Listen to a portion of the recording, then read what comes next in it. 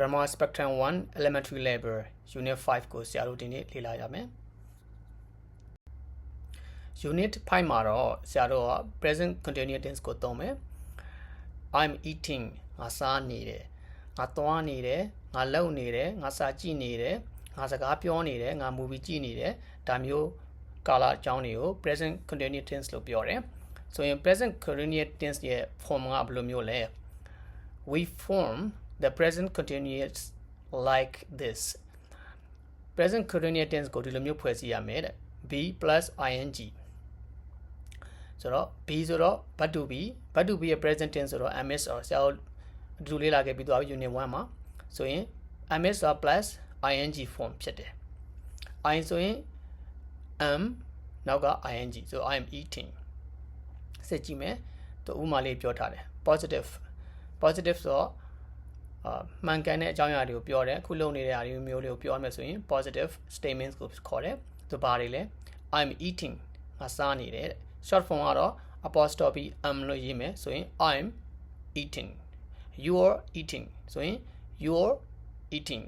he she it ဆိုရင် is နဲ့သုံးမယ် he is eating she is eating it is eating ခွေးရစားနေရဆိုရင် it is eating ခွေးရဲ့နာမ်စာ it ကိုသုံးတယ်နောက်တစ်ခုကhe's eating she's eating it's eating we ဆိုရင် are နဲ့သုံးမယ် we are eating we are eating you are eating you are eating ဒီနေရာမှာ you ကြတော့ men တို့လို့အများပြတ်သွားတယ်မို့ ai နဲ့သုံးတယ်အပေါ်ကတော့ single you တယောက်တည်းပဲ men တယောက်တည်းလို့ပြောတယ်နောက်တစ်ခုက they are eating ဆိုရင် they are eating negative မလုပ်ဘူးငါလုပ်နေတာမဟုတ်ဘူးဆိုရင်လည်း present continuous tense သုံးတယ်ဘယ်လိုမျိုးလဲ I'm not eating နော်လေးထည့်ပေးလိုက်ရုံပဲ I'm not eating you are not eating you aren't eating he she it is not eating so he isn't eating she isn't eating it isn't eating ဒီလိုမျိုးပြောတယ် you are not eating you aren't eating they are not eating they aren't eating so short form ကတော့ speaking pattern ပုံစံမျိုးနဲ့ short form မှာ short form ကိုသုံးတယ် speaking ပြောတဲ့အခါကျရင်ဒီလို short form နဲ့သုံးတာပေါ့နော်ဆိုရင် I'm not eating you aren't eating ဒီလိုမျိုးပြောတယ်ပေါ့ number 2 လေးကိုစစ်ကြည့်မယ် to make the ing form we add ing to the verb ဆိုရင်ဒါကတော့ရိုးရိုးလေးပဲ ing ကိုဒီ verb ရဲ့နောက်မှာပေါင်းထည့်ပေးလိုက်ရုံပဲlisten ဆိုရင် listening play ဆိုရင် playing walk walking read reading တချို့စကားလုံးအပြောင်းလဲတွေရှိတာတော့ဘယ်လိုမျိုးပြောင်းလဲဆိုတာကို number 3 လေးမှာစစ်ကြည့်မယ် but notice these irregular spellings မတူညီတဲ့စကားလုံးပေါင်းတွေကိုတော့ဒီစကားလုံးတွေကိုတော့မှတ်ထားရမယ်တဲ့ဘယ်လိုမျိုးလဲ win ဆိုရင် winning n ကိုနောက်ဆုံး n ကိုdouble လုပ်လိုက်တာပေါ့နော်နှလုံးလုပ်လိုက်တယ်အဲ့ဒါဘယ်လိုမျိုးလဲဆိုတော့ n ရဲ့နောက်မှာ n ရဲ့ရှေ့မှာ i ရှိတယ် i ဆိုတာက a i ကို u ဆိုတဲ့တရအဲ့ဒီတလားရှိလို့ရှိရင်နောက်ဆုံးကစကားလုံးကို double လုပ်ပြီးတော့နှလုံးလုပ်ပြီးတော့ ing ပေါင်းပေးရတယ်ဆိုရင် win ဆိုရင် winning get ဆိုရင် getting shop ဆိုရင် shopping sit ဆိုရင် sitting swim swimming travel traveling dance dancing dance ကြတော့ e ကိုဖြုတ်ပြီးတော့ ing ပေါင်းတယ်ပေါ့ဒါကိုမှတ်ထားရမယ်ဒါဆောင်းလာပြောတဲ့ a i u နဲ့မဆိုင်တော့ဘူး dance မှာကြတော့ e ကိုဖြုတ်ပြီးတော့ ing ပေါင်းတယ် dancing write writing ဒီမှာလည်း e ကိုဖြုတ်ပြီးတော့ ing ပေါင်းတယ်နောက်တစ်ခုက shine ဆိုရင် shining ဒီမှာလည်း e ကိုဖြုတ်ပြီးတော့ ing ပေါင်းတယ်ဆိုရင် double လုပ်တဲ့ double လုပ်ပြီးတော့နောက်ဆုံးစကားလုံးကိုနှစ်ခါရေးပြီးတော့ ing ပေါင်းတာမျိုးရှိတယ်နောက် e ကိုဖြုတ်ပြီး ing ပေါင်းတာရှိတယ်ဒါမျိုးတွေကိုဘယ်လိုမျိုးရေးရလဲဆိုတဲ့ဟာကိုကြည့်မယ်ဆိုရင် page number 95မှာ table ရှိတယ်ဒါဆရာတို့နောက်ပိုင်းမှာလေ့လာကြမယ်ပေါ့နော်ဆိုရင်စစ်ကြည့်မယ် we use the present continuous ဘယ်လိုအခြေအနေမျိုးမှာ present continuous ကိုသုံးမယ်လဲဆိုတော့သူကရှင်းပြထားပြီ to talk about things that are happening now present continuous tense ကိုသုံးမယ်ဆိုတာအခုဖြစ်နေတာเนาะမင်းအခုဘာလုပ်နေလဲ ငါအခုထမင်းစားနေတယ်ငါအခုစာကြည့်နေတယ်ငါအခု TV ကြည့်နေတယ်ဆိုတော့အခုချက်ချင်းဖြစ်နေတဲ့ဟာမျိုးကို present continuous ကိုသုံးတယ်လို့ပြောတာ okay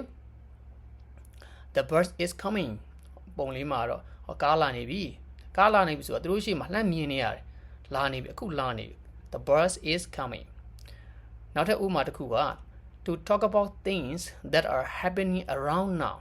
but not exactly at the moment we speak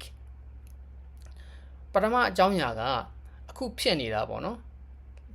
အခုဖြစ်နေတဲ့ဟာကို present continuous သုံးတယ်အခုနောက်တစ်ခုကျတော့အညွှန်မဟုတ်တော့ near around happening around now ဆိုတော့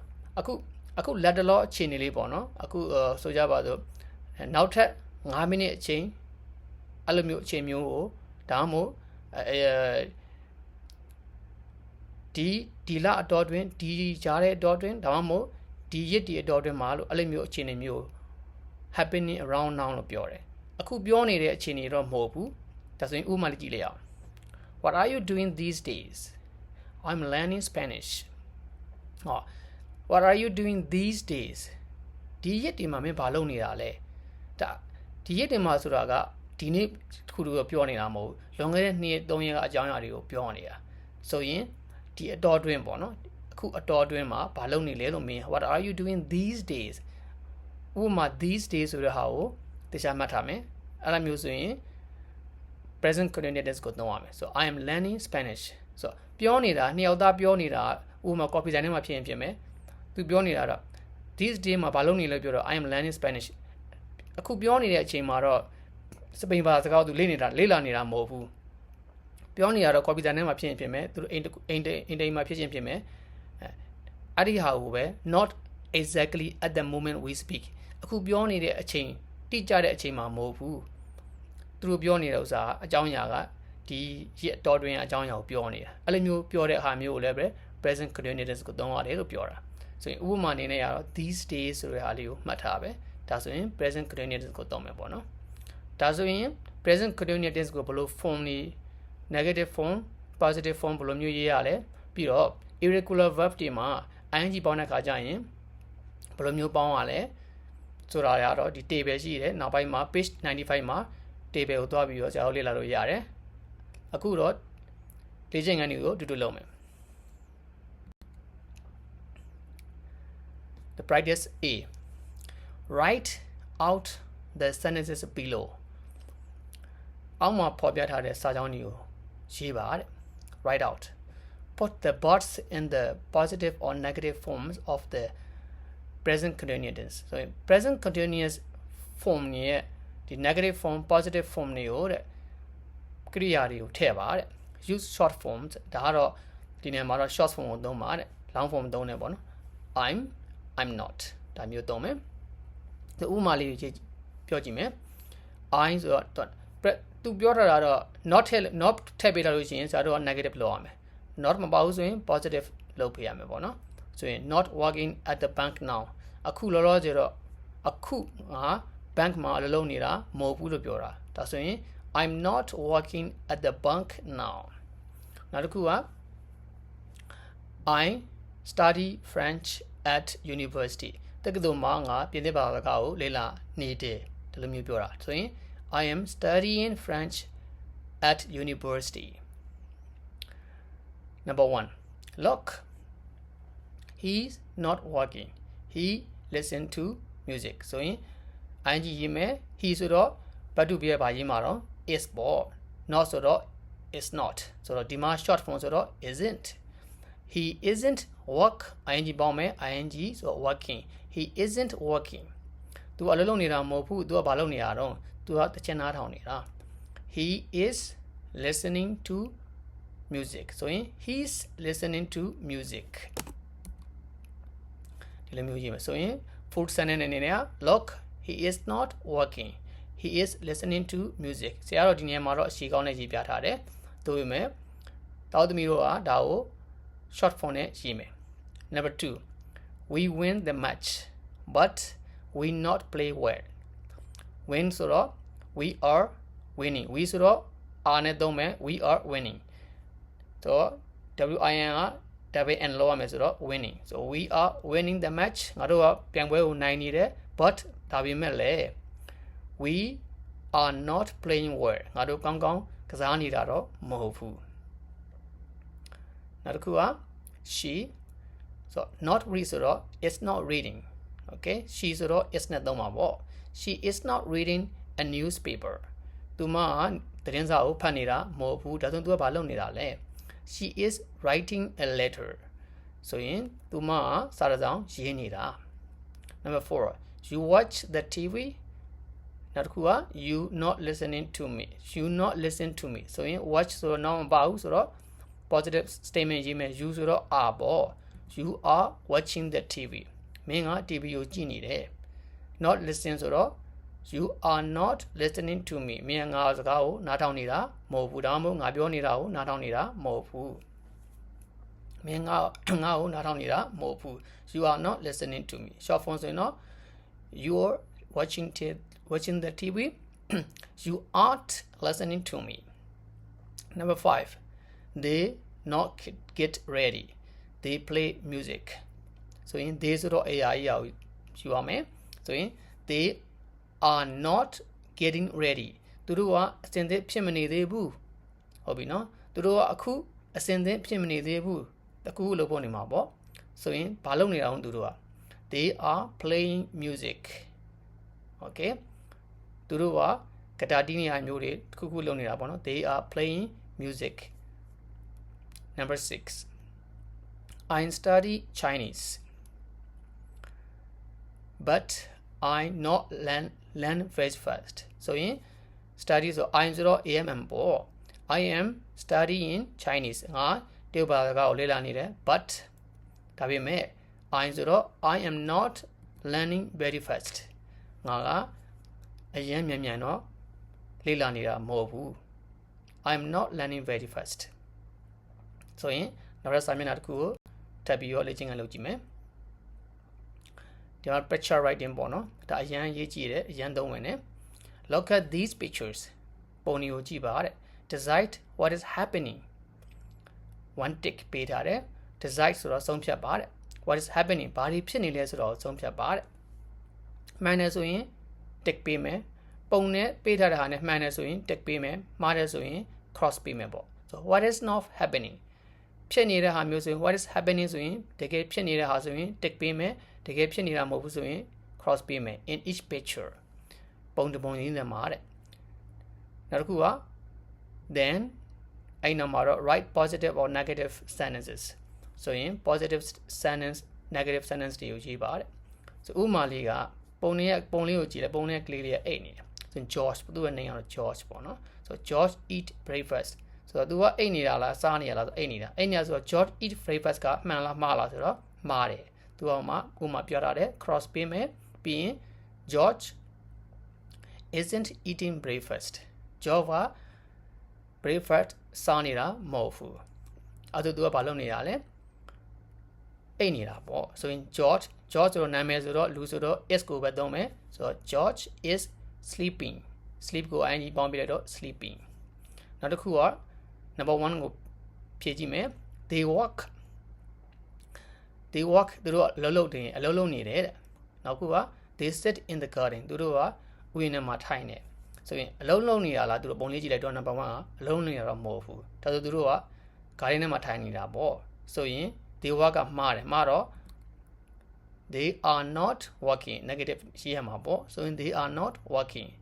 short form ဆိုရင် they aren't walking နောက်တစ်ခုက they ဆိုတော့ AI က sit ကို ing ပေါင်းမယ်ဆိုရင် T ကို develop ပေးရမယ်ဆိုရင် they are sitting in the garden number 2 I study music ငါ music ကဂီတတွေကိုငါလေ့လာနေတယ်ပေါ့နောက်တစ်ခုက I learn Japanese ပုံလေးကိုကြည့်လိုက်မယ်ပုံလေးကတော့ sign နေပြထားတာဒါပေမဲ့ music symbol တွေတော့မဟုတ်ဘူးเนาะဂီတသင်္ကေတတွေတော့မဟုတ်ဘူး Japanese language ဖြစ်နေတာဆိုရင် music ကိုလေ့လာနေတာမဟုတ်ဘူးဆိုတော့ I am not ပေါ့ I am not studying music ငါ music လေ့လာနေတာမဟုတ်ဘူးဘာလုပ်နေတာလဲ I am learning Japanese ဂျပန်ဘာသာစကားကိုငါလေ့လာနေတာဒီမှာဆရာထည့်တာမှားသွားတယ် not ဖြစ်နေတယ်အဲ့ဒါ not မဟုတ်ဘူးเนาะ I am learning Japanese လို့ဖြစ်ရမှာပြန်ပြင်လိုက်မယ်နော်တော့ number 3ကိုဆက်သွားမယ် he played tennis သူက tennis ကစားနေတာတဲ့ဟုတ်လားမဟုတ်လားကြည့်လိုက်မယ်ဟုတ်တယ်ဆိုရင် he is playing tennis မှန်တယ်ပေါ့ he is playing tennis သူက play tennis ကစားနေတာမှန်တယ်ဆိုတော့ဟိုဘက်ကကောင်မလေးဖြစ်နေတာပေါ့ဆို she win တဲ့သူမနိုင်နေတာလို့ပြောတယ်ဆိုရင် she is winning နောက်ဆုံးတစ်ခုအနေနဲ့က we spent a day at the seaside ငါတို့ကကမ်းခြေမှာwe spent a day ဒီနေ့တရက်လုံးကုံဆုံးနေတယ်ပေါ့နော်အချိန်တွေကိုကုံဆုံးနေတယ်ပေါ့ we spent a day at the seaside ကမ်းခြေမှာဒီနေ့တနေ့တရက်ကုံဆုံးနေတယ်ပေါ့ဆိုတော့ the sun shine နဲ့ဆိုတော့သူတို့ကမ်းခြေမှာဟုတ်လားမဟုတ်လားကြည့်လိုက်မယ်ဟုတ်တယ်သူတို့ကမ်းခြေမှာဒါဆိုရင် we ဆိုတော့ are ကိုယူမယ် spend ကို ing ပေါင်းမယ်ဆိုရင် we are spending a day at the seaside ငါတို့ကကမ်းခြေမှာဒီနေ့တနေ့ကုန်ရှိနေခဲ့တယ်ဒါမှမဟုတ်တနေ့ကုန်အချိန်ကိုဒီနေ့တနေ့ကုန်ကမ်းခြေမှာအချိန်ယူခဲ့တယ်ဟုတ်ပြီနော်နောက်တစ်ခုက the sun shine အဲ့မှာပုံလေးကြည့်လိုက်တဲ့အခါကျတော့ပုံကနေပူနေတာမဟုတ်မိုးရွာနေတာဆိုရင် the sun ဆိုတော့တစ်ခုတည်းပဲဆိုတော့ MSR ဘာယူမှာလဲ is ယူရမှာပေါ့ဆိုရင် the sun is shine ကို ing ပေါင်းတော့ e ကိုဖြုတ်ပြီးတော့ ing ပေါင်းမယ် shining ဆိုရင်မိုးရွာနေတာမဟုတ်ဘူးဆိုတော့မိုးရွာနေတာနေပူနေတာမဟုတ်ဆိုတော့ is not ပေါ့ဆိုတော့ the sun is not shining ဆိုရင်ဒါ present continuous tense ကိုဆရာတို့လေ့ကျင့်ခန်းတူလုပ်ခဲ့တာဖြစ်တယ် present continuous tense ကိုတခြားမှတ်ထားမယ်ဆိုရင် MSR plus ing မားစရာအကြောင်းရင်းမရှိဘူးဆိုတော့ဒီနေ့သင်ခန်းစာရလိမ့်မယ်လို့မျှော်လင့်နေနောက်ထပ်လေ့ကျင့်ခန်းတွေကိုတော့self study အနေနဲ့လုပ်ကြည့်မယ်အရင်လွယ်ကူပါတယ်ဆိုရင်နောက်ထပ်ဗီဒီယိုတွေမှာပြန်လည်တွေ့ကြမယ် see you in next videos